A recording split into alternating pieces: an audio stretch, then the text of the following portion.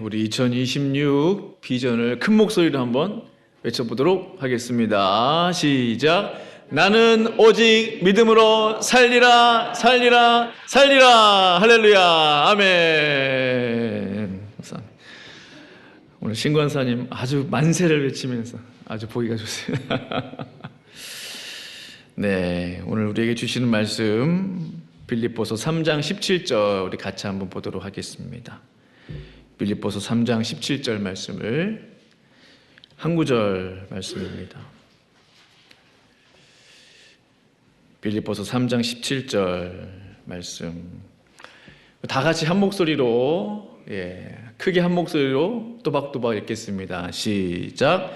형제들아 너희는 함께 나를 본받으라. 그리고 너희가 우리를 본받은 것처럼 그와 같이 행하는 자들을 눈여겨보라. 아멘. 오늘 시간 우리 말씀을 위해서 또 교회 여러 가지 중보 제목들을 위해서 같이 합심으로 교회 소식 7번에 나와 있습니다. 같이 합심으로 기도하시겠습니다. 걸어가신 아버지 하나님 감사하며 찬양합니다. 아버지 하나님 오늘 말씀을 통하여 그 은혜가 임하게 하여 주시옵소서. 기도하고 있는 전도 대상자들을 기억하여 주시고 구원을 베풀어 주시옵소서. 육체의 고통 가운데 있는 성도들을 기억하여 주시고 예수 그리스도의 이름으로 치유의 역사가 임하게 하여 주시옵소서. 믿음이 연약한 성도들이 신앙을 잃어버리지 않도록 주님 지켜 주시옵소서. 또 우리 미주 선교회 북가주 지방에 속한 우리 모든 교회들마다 이 시간 하나님 은혜를 허락하여 주시고 성령의 충만한 역사가 임하게 하여 주시고 올 한해 부흥의 소식들이 들려올 수 있도록 주님 역사하여 주시옵소서. 하나님 아버지 이 시간 주님 앞에 올려드리며 맡깁니다. 감사하며 예수님의 이름으로 기도합니다. 아멘. 아멘.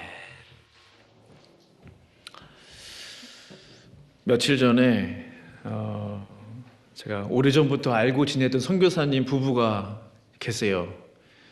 제가 이제 동부에서 신학 공부할 때 같은 학교 이제 우리 목사님 또 사모님이셨는데 사역을 쭉 하시다가 선교사로 이제 서원을 하시고 이제 교단 파송도 받으시면서 또 선교단체에서 이제 사역하시는 귀한 분이신데 기도 편지가 이렇게 왔어요. 보니까 그 미얀마, 아시아의 미얀마라는 나라 있죠. 이제 요즘 아직도 조금 불안정한 그런 상황인데 아직도 여전히 그 나라 안에 가면은 이제 자기 나라 말로 된 성경이 없는 소위 미전도 종족들이 굉장히 많이 있다고 그래요. 우리 한국어로 성경이 있는 게 얼마나 감사해요. 근데 아직도 많은 사람들이 자기 나라 언어로 된 성경이 없는 거예요. 그런 종족들이 많이 있는 거죠. 그래서 그 나라 언어로 성경을 번역하는 그 사역을 위해서 이제 미얀마로 직접 날아갔어요. 그래서 그 사역을 돕는 사람들이 필요하잖아요.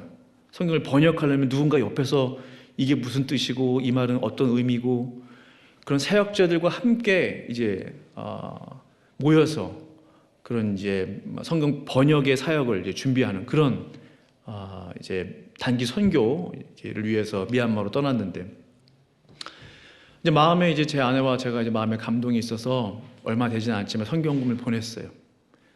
근데 좀 이따 연락이 왔어요. 사실은 기도하고 있었대요. 뭘 기도했느냐 봤더니 그 미얀마 그런 산속 이런 데는 교통이 굉장히 힘들잖아요. 요즘 기름값이 너무 많이 올라가지고 그 오는 그 여정이 너무나 그 여비가 많이 든다는 거예요. 거리도 멀고 또 시간도 오래 걸리고 14명의 이제 성경 번역을 돕는 사역자들이 오고 가는 그 교통비가 부족하다는 거예요. 뭐 그 현지 사역자들이 뭐 돈이 있습니까? 기도하고 있었어요. 아무한테도 얘기하지 않고. 근데 저희가 보낸 그 딱 그 헌금이 그분들 그 사역자들의 교통비에 보탤 수 있게 됐다는 거예요. 얼마나 감사했는지 몰라요. 기분이 너무 좋았어요. 하나님이 역사하셨구나. 하나님의 일이시구나. 너무 감사했어요. 너무 좋았어요. 그러면서 제 마음에 제가 또 선교단체도 간사 출신이잖아요. 그래서 뭔가 어떤 그런 성령님과 함께 일하는 동역하는 어떤 그러한 기쁨이 다시 한번 이렇게 딱 제 안에 샘솟기 시작했어요. 아, 그렇지. 성령님과 함께 다이나믹하게, 때로는 드라마틱하게 함께 사역하고 성령님을 도와서 일하는 어떤 그런 뭔가 복음의 어떤 그런 역사를 직접 경험하고 체험하는, 너무나 감사했어요. 그 일에 쓰임받을 수 있다는 게 너무나 감사했어요. 감격스러웠어요. 환경의 제약을 받지 않고 사람들에만 눈치 볼 거 없고 오직 성령님만을 전폭적으로 신뢰하며 하나님이 나에게 맡겨주신 그 사명을 위해 달려가는 그 삶. 모양은 다르지만 결국 우리가 나아가는 방향은 똑같잖아요. 영혼 구원, 생명을 전하는 거, 복음 전파. 그게 우리에게 주어진 사명이잖아요. 교회에게 있는 사명이잖아요. 그 용기가 부러웠어요. 그 선교사님들의 용기, 그 결단력, 안정된 목회의 그 모든 환경들을 그만두고 중단하고 순종의 길을 떠났던 그분들이 부럽더라고요. 보이지 않게 움직이는 바람처럼, 때로는 불처럼 임하는 성령님과 함께 사역할 수 있다는, 너무나 행복한 일이구나, 너무나 기쁜 일이구나 생각하게 됐어요. 그러면서 제 마음에 한 번 사는 인생, 그것도 쏜 살처럼 날아가는 우리의 인생, 지나가면 다시는 돌이킬 수 없는 인생, 나의 모든 것을 바쳐서 내가 주님을 위해 살 수 있다면 너무나 좋겠다. 요즘 그런 생각 많이 하거든요. 나의 모든 것을 바쳐서 마음껏 주님 앞에 쓰임받을 수만 있다면, 그게 가장 행복한 일 아니겠는가. 나도 사도들처럼 쓰임받을 수 있을까? 아니, 사도들 흉내라도 좀 냈으면 좋겠어요. 흉내라도. 사랑하는 성도 여러분, 오늘 성경 속에 기록되어 있는 사도들의 그 모든 삶의 이야기, 특별히 신약 시대를 살아가는 우리들에게 많은 도전을 주고 있죠. 그들이 경험한 하나님, 그들이 체험한 성령님, 그들이 만난 예수님, 그 모든 사건들과 역사들이 성경에 기록되어 있는 이유는 무엇입니까? 그리고 그들의 이야기가 우리에게 들려지고 있는 이유가 뭐예요? 제가 전하고 있는 이유가 뭐예요? 이 성경 말씀은 누구를 위한 것입니까? 참으로 성령께서 이 모든 말씀들을 우리를 위해서 기록하게 하셨다면, 나를 위한 것이라면 성령께서 원하시는 것은 분명해요.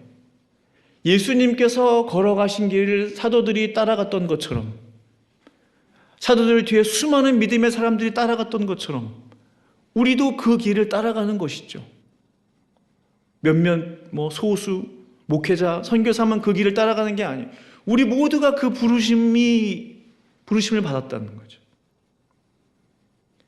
그들의 이야기를 듣고 단지 감동으로 끝나는 것은 의미가 없어요. 은혜 받은 것으로 끝나는 것은 의미가 없어요.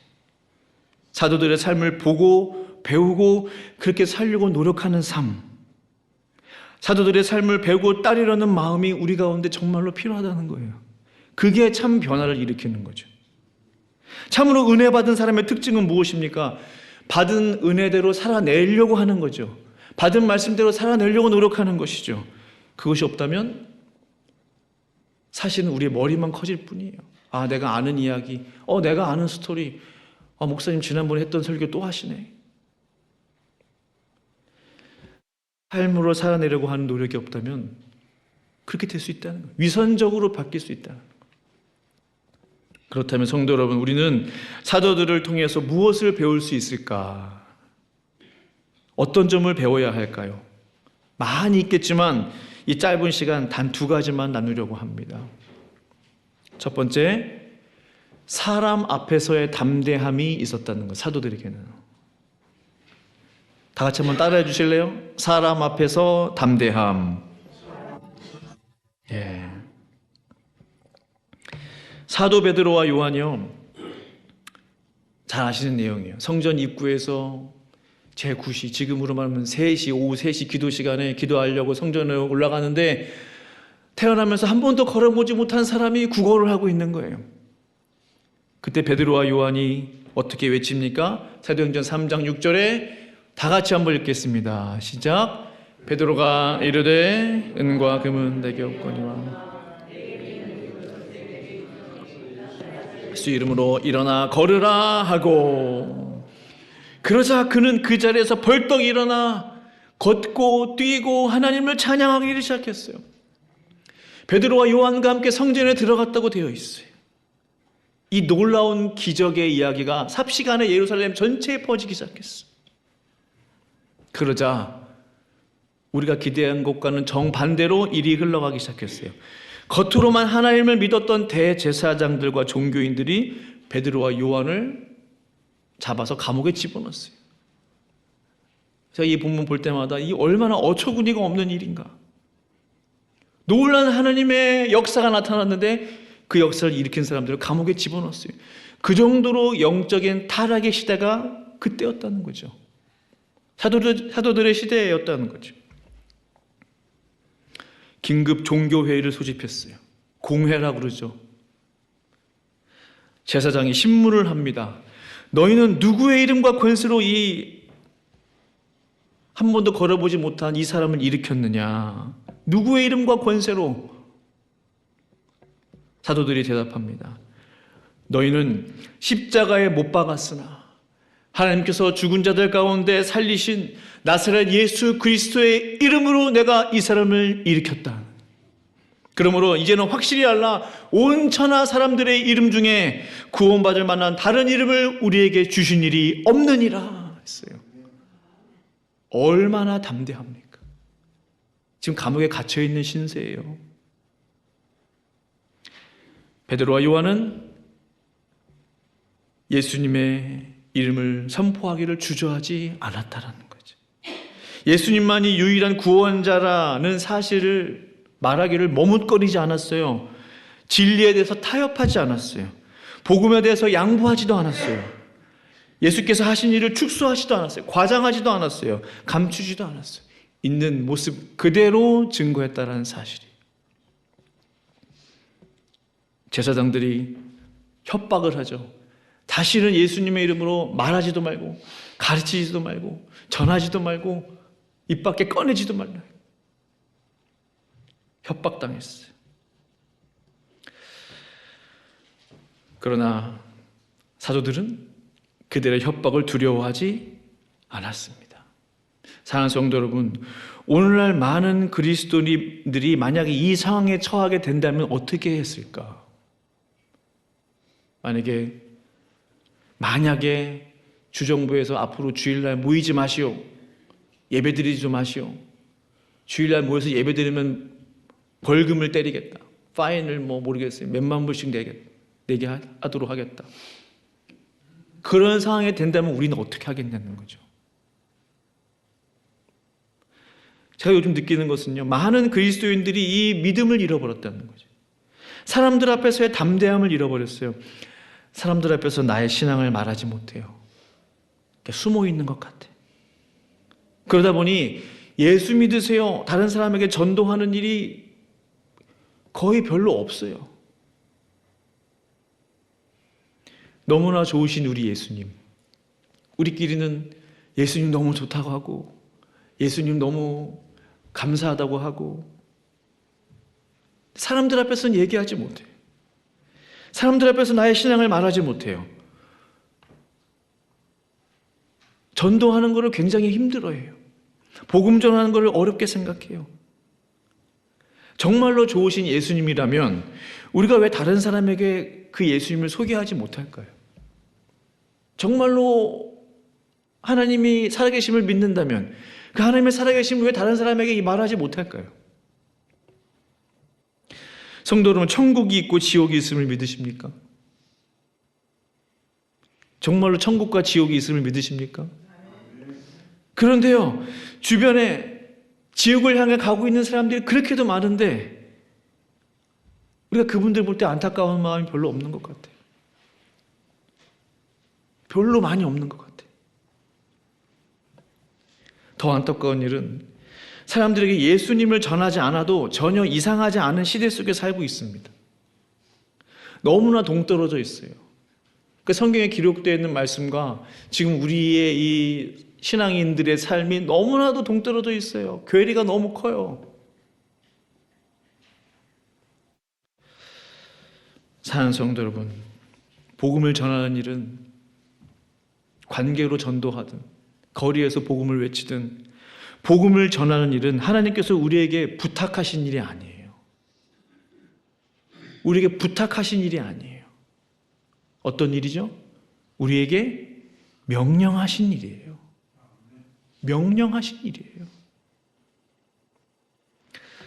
얼마 전에 설교 중에 나눴던 바라봄의 기적이라는 책 제가 소개해드린 적이 있죠.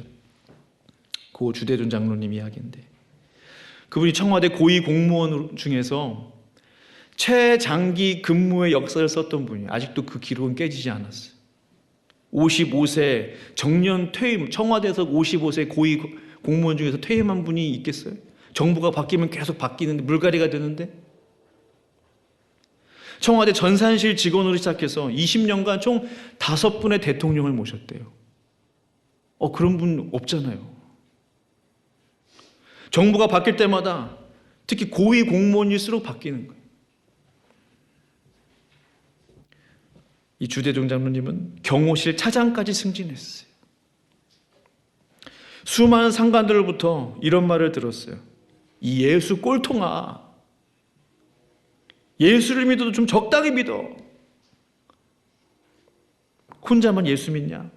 너만 잘났냐? 한 번만 더 신호에 모인다고 청와대에서 전도했다가는 내가 너를 반드시 옷 벗길 거야. 내쫓을 거야. 상관들이 그런 얘기를 한다는 거예요. 계속. 예수를 믿는다는 이유만으로, 전도한다는 이유만으로 불이익을 당해야만 했다고 해요. 근데 주 장로님의 고백은 이것입니다. 그렇게 나를 쫓아내려 했던 분들, 내 상관들 나보다 다 먼저 떠나버렸대. 나를 그렇게 미워했던 상관들 모두 이슬처럼 사라져 버렸어요. 그러나 아직 나는 남아있다는 거예요. 왜? 나를 청와대로 부르신 분은 사람이 아니라는 거죠. 나를 이 자리에 부르신 분은 하나님이시라는 거죠. 하나님께서 그러므로 나를 지켜주셨다는 거죠. 이게 얼마나 확실한 믿음입니까? 하나님께서 분명히 내가 너를 청와대의 선교사로 불렀다라고 말씀하셨대요. 어떻게 하다가 사람이 나를 심어준 게 아니고, 어떻게 하다가 인맥으로 어떻게 줄을 잘 서가지고 내가 청와대 공무원 된 게 아니고, 하나님이 나를 청와대 선교사로 보냈다. 내가 어찌 예수 믿는 것을 숨기고 전도하는 일을 중단할 수 있겠냐는 거죠. 이분의 말이. 하나님께서 기독 신우회를 청와대 만들려고 하시는데 내가 어떻게 눈치를 보면서, 상관들 눈치를 보면서 하나님의 말씀에 불순종할 수 있겠냐는 거죠. 그렇게 사람들 앞에서 신앙의 담대함을 지켰더니 하나님께서 나를 책임져 주시더라 하는 거예요. 이거 정말로 중요합니다. 하나님이 나를 보내신 그 목적, 하나님이 나를 부르신 그 뜻을 우리가 받들고 세상이 뭐라 하든 사람들이 뭐라 하든 그 하나님을 향해서 우리의 시선을 고정하고 그것을 위해서 기도하고 나아갈 때 하나님은 나를 반드시 책임져 주신다는 그 진리, 그 놀라운 하나님의 섭리와 역사, 저와 성도님들의 겉되기를 간절히 축원합니다. 누가복음 9장 26절은 이렇게 말씀하고 있어요. 같이 한번 읽어볼까요? 함께 시작. 누구든지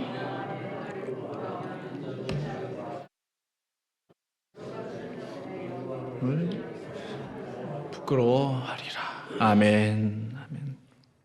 우리 주님의 말씀은 분명합니다.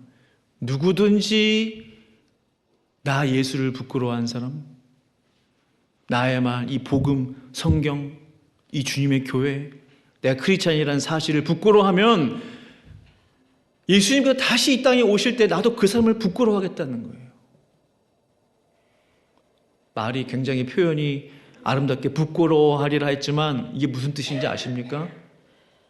내가 그 사람을 시인하지 않겠다라는 의미가 담겨져 있는 거예요. 언어적으로. 모르겠는데, 나 이 사람 누군지 모르겠는데 하시겠다는 뜻이에요. 하나님을 부끄러워하지 않기를 바랍니다.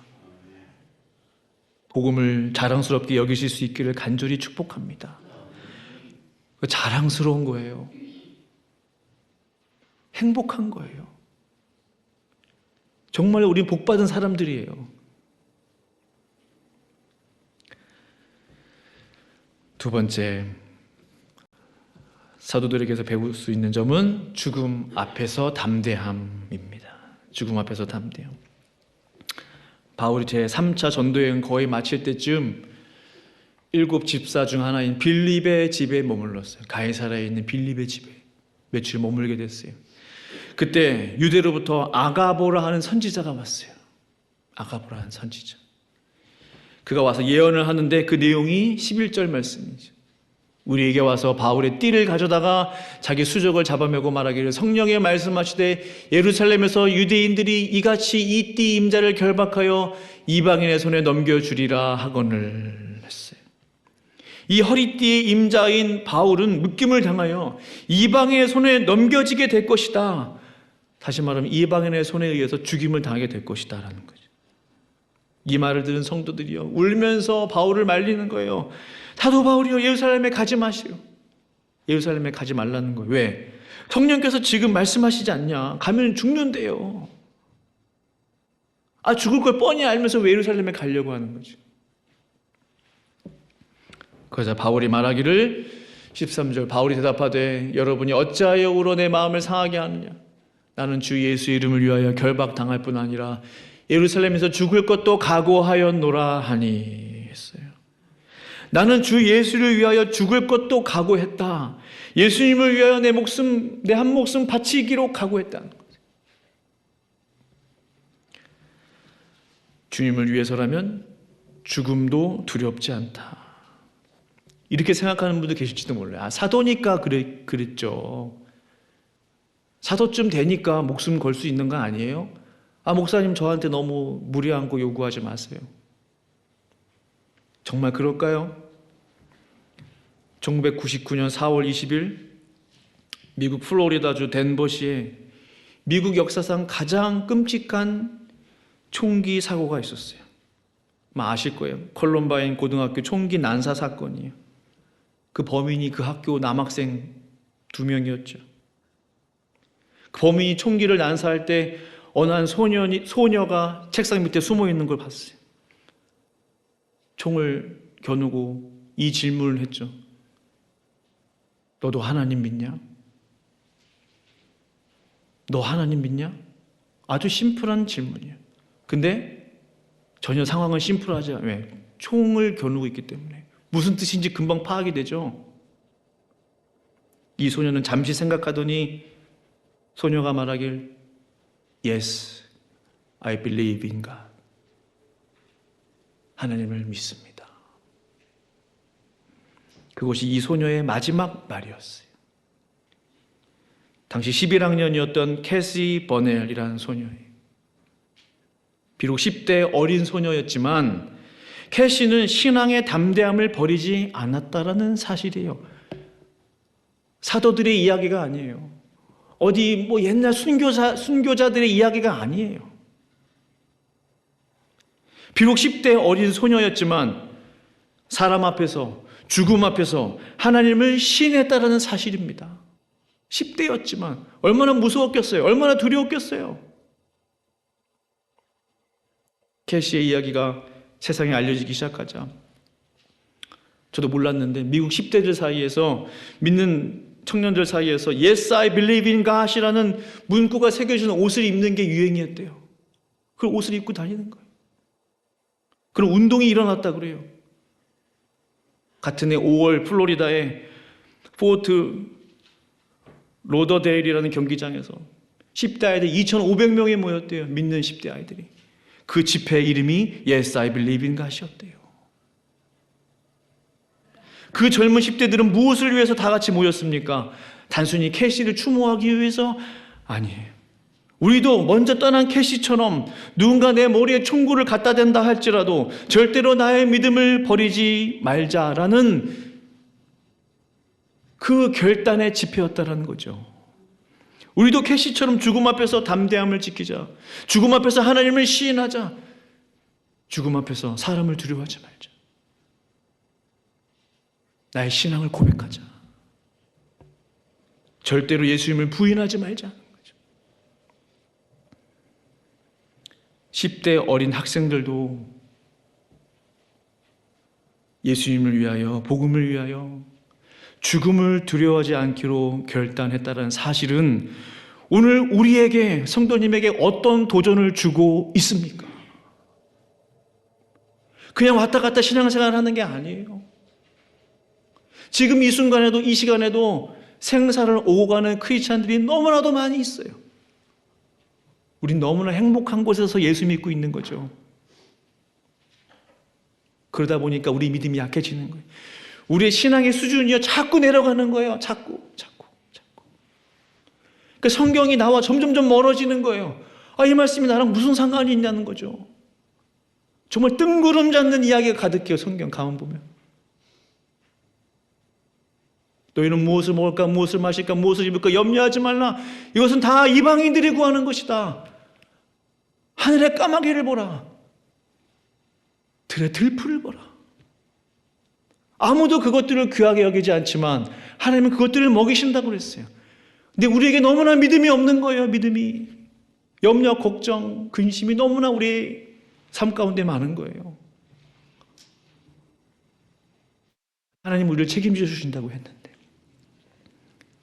그러니 우리가 어떻게 주님을 향해 목숨을 걸고 생명을 걸고 인생을 바치고, 너무나 이건 먼 얘기예요. 근데 과연 이것을 위해서 주님이 교회를 세우셨냐는 거예요. 과연 이것 때문에 주님의 핏값으로 주님의 교회를 사셨냐 이 말이죠. 수많은 선교사님들이 왜 아마존에 찾아가고 오지에 들어가고 미전도 종족 얼마나 되겠어요. 성경 번역을 위해서 그 시간 들여, 돈 들여, 젊음을 다 바쳐. 그들은 뭘 하고 있는 것입니까? 무엇을 위해서 그렇게 살고 있는 것입니까? 그들은 알고 있는 거예요. 무엇을 압니까? 이 복음이 그 정도로 중요하다는 사실을 알고 있는 거예요. 예수 그리스도, 온 세상의 구원자, 그분을 정말로 믿고 있는 거예요. 사랑하는 성도 여러분,